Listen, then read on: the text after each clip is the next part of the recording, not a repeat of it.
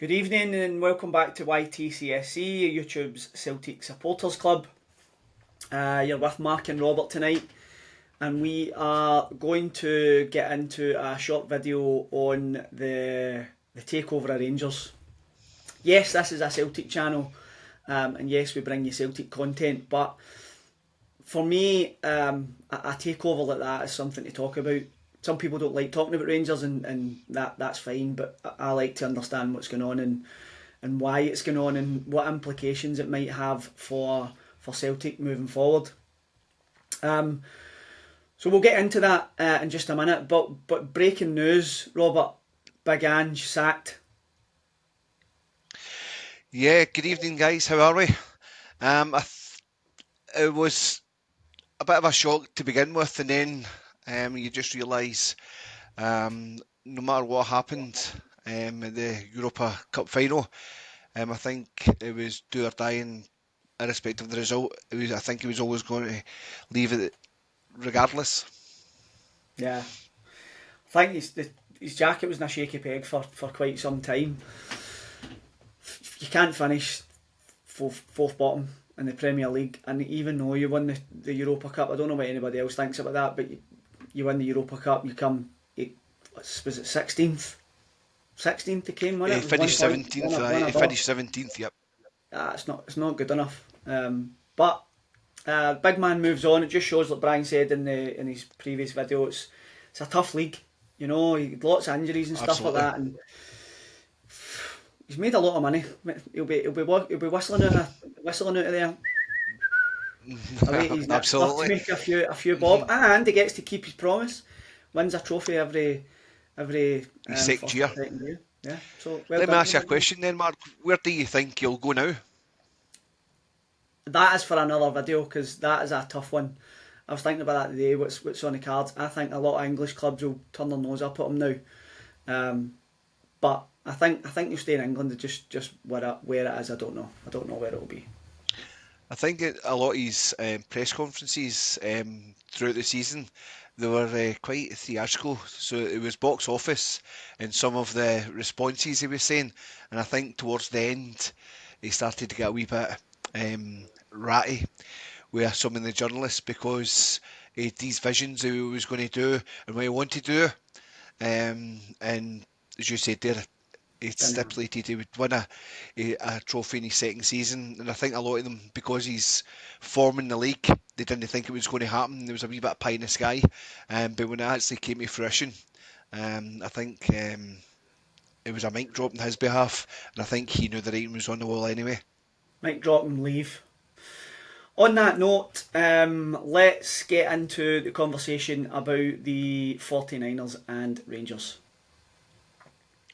Okay, let's have a wee look at some of the information. What do we know about this um, consortium, as they call them? They are owned by the Bartolo family. We know that they took a chunk of Leeds, so they get involved with Leeds. I think they took over Leeds £170 million when they won the championship. Um, they then, I think that was 15% stake in the club, 2018. They then grew that to 44% 2021. And then 2023 they took full control of Leeds United. Now, if you have a wee look at what's happened since 2023, what we're in 2025, Leeds United have just been promoted. So to me, this mob are serious. They've not just got into English football. They've bought lots of clubs and they've got their fingers in lots of pies. If you have a wee look at the league table there, Leeds finishing on 100 points, top of the league alongside Burnley. But it's good going. Getting them at the championship is a tough thing to do. What do you know about this mob, Robert? Not so much, I'll be brutally honest, Mark. Especially when the consortium with Andrew Kavanagh, when it was announced a good few months ago. I got a wee bit of snippets with the background where you just say regards to Leeds and their transactions from the previous league, and then they've got them up. But I think, although I hate to say, But time will tell how this is going to unfold. I agreed. I think the reason I wanted to do this, right, and I know some people say stick to Celtic, right, and that's fine. But to me, I've always got one eye over there seeing what's happening, and if you're a Celtic fan and you're honest, you've got an eye on what Rangers are up to and what's happening and where they are, because it's the closest club to you, right? They're going to be your biggest challengers, although they've not been much of a challenge lately, and certainly weren't a challenge this year. Um, the consortiums that have come in and bought them and done and taken over Rangers, like Craig White and these kind of people, that you kind of knew there was nothing going to happen. For me, this time, this feels different. It feels different because these are a group of people who know what they're doing. They've done it before, and they're in it to make money. And the only way that they can make money out of Rangers, for me, is to transform Rangers from the absolute mess that they are. Yeah, they've done well in Europe, but to transfer them from the mess that they are into the top club in Scotland, because the only way they'll make money is by getting in the Champions League consistently. That's the only way that consortium are going to make money. So that must be what they've got their eye on doing, coming in, taking the top spot and getting into the Champions League. With the coefficient, am I correct in saying that Celtic have got one qualifier and they've got two? We've got one. I don't know if they've got two or three. I haven't looked at that actually. But I I think think they had. Did they not have three last year? Not two. I think the blueprint's there to be for these guys. So now they've just appointed a manager, which the fans, I don't think, are the consensus of the fans. I don't think they're too over enamoured with this guy. Again, time will tell how he does in this league. We were discussing it earlier there, and even when Ange came to us a few years ago, remember he lost 3 games, his first 6, and a Yeah, lot of Celtic fans at the time, they were up in arms and who is this guy? He's came from the yeah, Far yeah. East, who we don't know anything about him. But look how that turned out. So I think there might be a wee bit of um, stuff that what you're saying there in regards to. I don't think there are any mugs. But again, the blueprint's here. He's appointed the manager, as you said there. He's the first protocol is to get these guys or get the club earning money so that they can start buying a decent set of players. Come on to the manager in a wee minute, because I've got some stats that we can show you, and it's funny that you talk about Ange, because I think you might have heard Chris Boyd was kind of comparing him to Ange, and also I was listening to Super Scoreboard yesterday, and there's a guy, and I'm going to bring up the guy Russell Martin's stats, right, and the guy was comparing him to Brendan Rodgers, right. Right? He was comparing it with Brendan Rodgers, and he was trying to make out that this guy could be just like Brendan Rodgers. Who knows? He might be like Brendan Rodgers, but he kind of get put in his place in the show. But they were talking about the fact that he was at Swansea. Brendan was at Swansea and is trying a different style of play and blah blah blah. Then went to Southampton, and he was talking about, I got into a Premier League club, and the boys in Super Scoreboard were like, yeah, what happened to him in the Premier League though? Brendan Rodgers was a slippy arse away from winning it. Do you know what I mean? Whereas I don't know how many games they even won. Actually, I've got it here. Actually, I played. I'm going to pop this up, right? So I'll pop this up for everybody to see. So this is the Russell Martin stats, who Rangers have brought in to take the club forward. So as you can see, he started his managerial career MK Dons, 6 games, points per game 1.26. MK Dons 18 games, points per game 1.41. Then he's went to Swansea for a couple of years, and he's again 1.33, 1.43. Southampton in the Championship 1.89, and then Southampton, it's he's not done much, and it's, for me, I liked his style of football last year, even though they were getting battered. I thought they were dead brave. Maybe didn't have the teams for it, but his points per game there are showing that he's definitely been losing more than he's had his fair share of wins. I think his style of play, as you alluded to there, I think he likes to play for the back. Yeah, Um, Again, very seldom do you see that nowadays where a lot of teams don't do that. And again, that's one of Brendan's trademarks. He like to play for the back as well. So I think this season coming up, there'll be a lot of mirror images in regards to the style of play where we've established in the last 2 seasons under Brendan. But how's he going to adapt that to a brand new team this year to try and compete with an established team like Celtic? that's what I think will be fascinating, and I think what will be interesting. Like if you're bringing a team and you're spending, I don't know, we're talking about that earlier on. Like they're saying they're going to invest 20 million. I think you've got something to talk about on that, because when I was reading in the Independent, it said they were going to invest 20 million, and the majority of that would be spent in players. So that means that they're not even getting 20 million for players. And as you were saying before, and we've been talking about it in another video, they've let a huge amount of players go. Czerny's gone. Um, Hadji's Hadji, gone. Lammers, Czerny, a lot of the loan players from last season. Yeah, yeah. So they're away as well.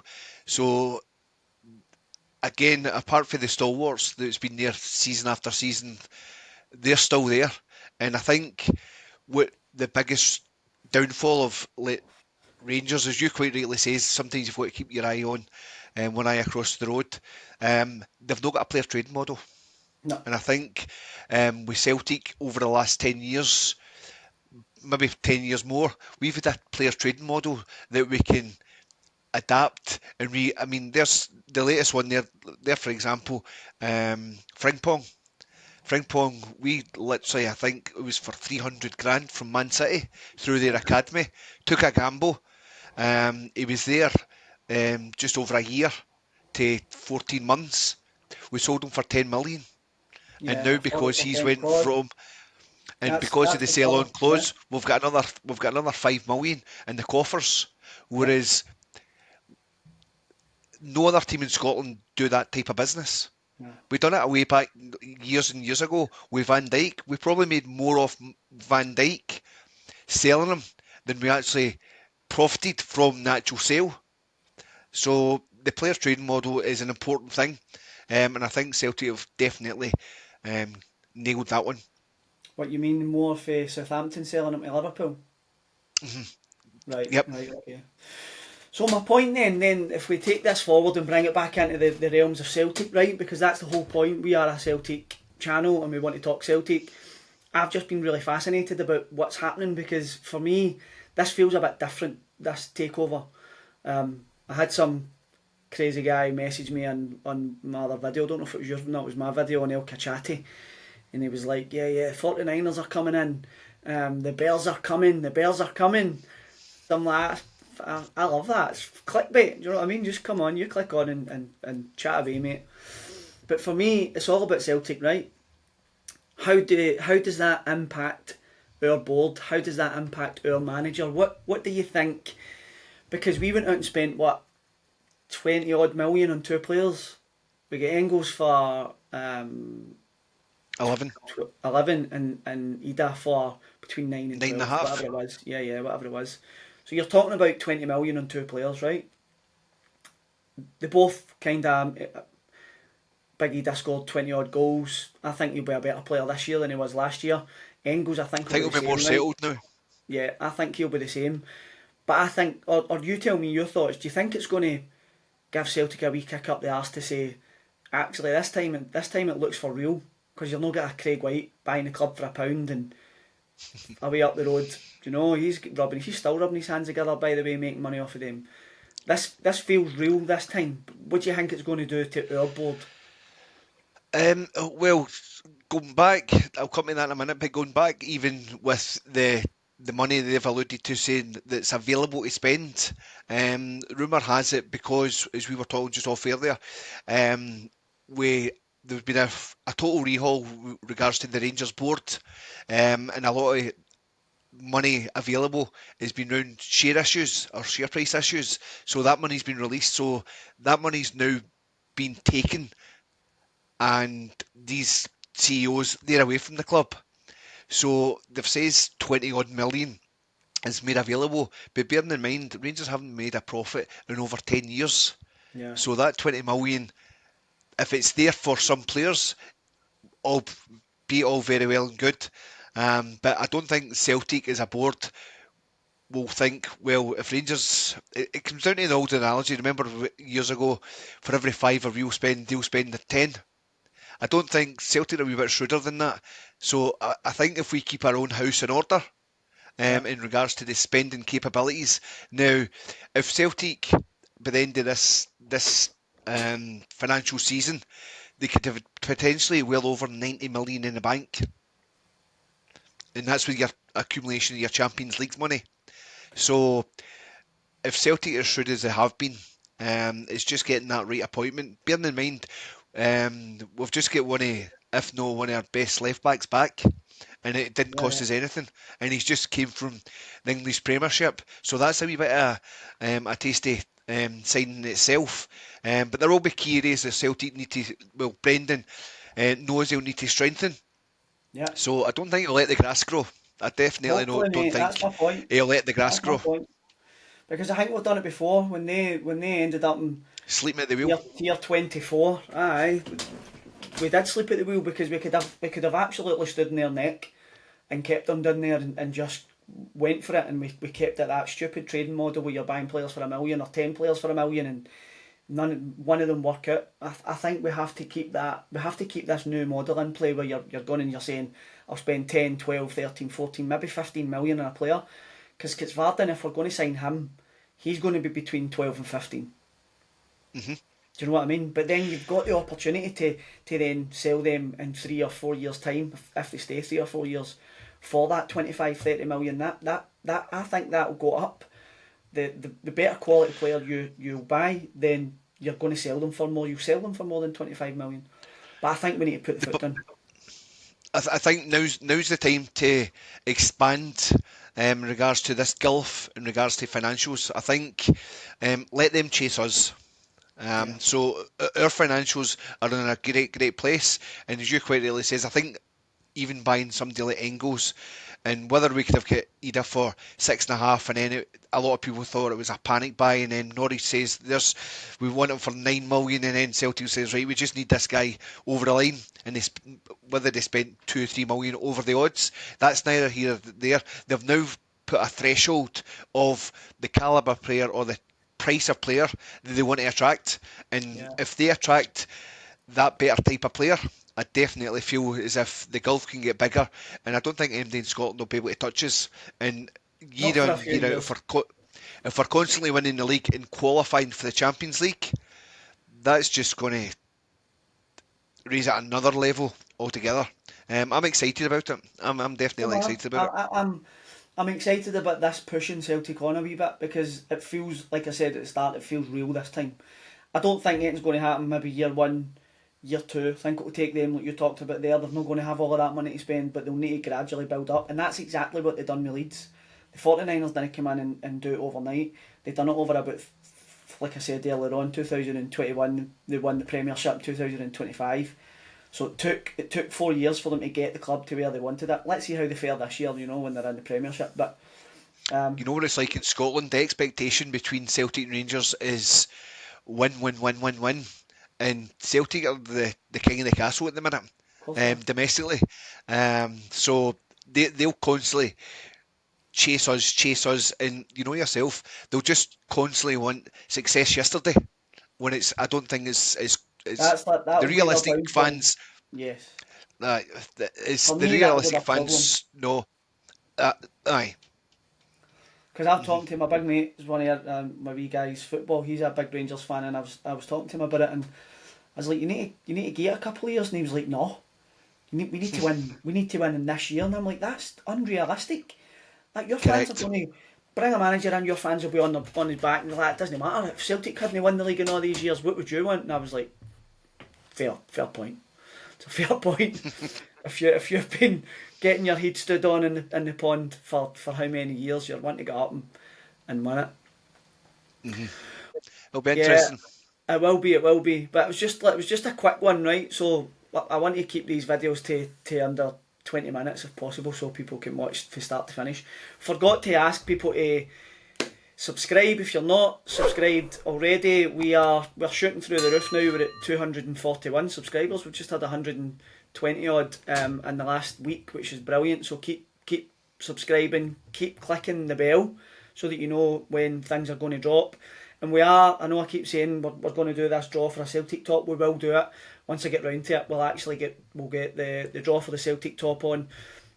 We need to get 1,000 subscribers for us to give that away. I'll be on TikTok sharing the video. Also, thank you very much to all my TikTok followers who have come on board. That makes a massive difference. I know I've been sending begging letters. I've been messaging all the people who follow me on TikTok. Please follow me on YouTube. So that's why the numbers went up. But it's pretty cool, and we're starting to see it work. Anything else, Robert? No, I'm just looking forward to the pre-season. If there's anything to go by last year, and I think we've got Lake Como with the pre-season games. We've got Cork coming up, we've got Newcastle coming up. I'm looking forward just to see where the team's at, and again through the pre-season what players are through the transfer window we can bring in. Yeah, I'm buzzing for that actually. I think that's the thing I'm thinking about most. Who can we bring in? Because we've got a lot of positions we need to fill. So looking forward to that. Listen, thanks everyone for watching. We'll see you in the next video. Hail, hail. Hail, hail. Hail, hail, bro.